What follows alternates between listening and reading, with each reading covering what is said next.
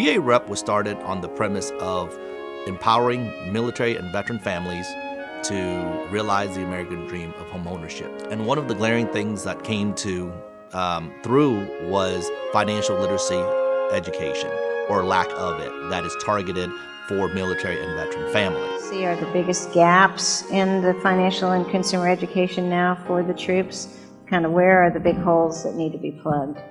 There is an alarming trend amongst returning Iraq and Afghanistan veterans about lack of financial literacy. The meaning of a credit report, the meaning of a credit score. I didn't learn till some years later just how something was going to affect the rest of my life. There's a study to support that lack of financial literacy education actually may trigger homelessness. And quite often, we're very effective in the reactive sense.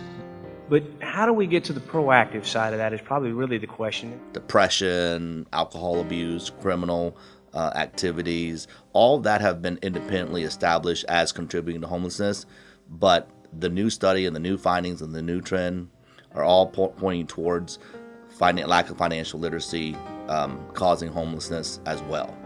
Although financial information is available, it's not always presented or shaped to the needs of the audience. In other words, same training is provided for everyone, and that does not work today in today's military.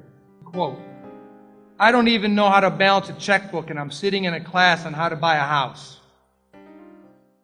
My name is Dustin Luce. I am the co-founder of VAREP. VAREP is a veterans organization focused on sustainable homeownership for veterans. And the unique thing is we've created a blend between the real estate community and the veterans that we're looking to serve.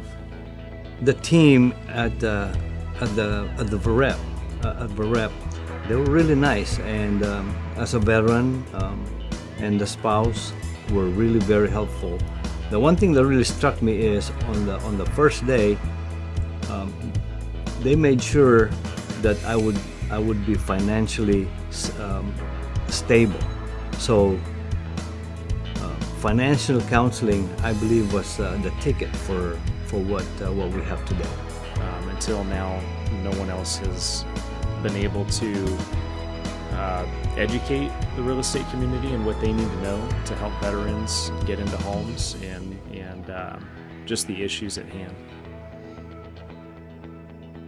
The VA loan program, in my opinion, is the best loan program out there for the military men and women who have earned it. It is underutilized. There are approximately 16.5 million veteran families that have mortgage loans, and out of that, about 1.9 million have actually taken advantage of the VA home loan program. Some studies have been done, and the results were pretty shocking. A lot of veterans who were in active military that were questioned and did not realize that the benefit was available to them. Their real estate professional or lender discouraged them from using the VA loan product.